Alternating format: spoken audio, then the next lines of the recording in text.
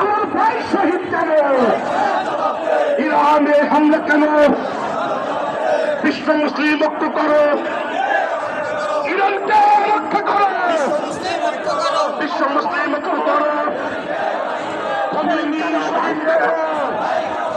চুয়াডাঙ্গার রক্ত পঁচাশিতে দিও না, চুয়াডাঙ্গার রক্ত বিএনপির বিরুদ্ধে, ছাত্র দলের বিরুদ্ধে, যুব দলের বিরুদ্ধে, জামাত শিবিরের ১০০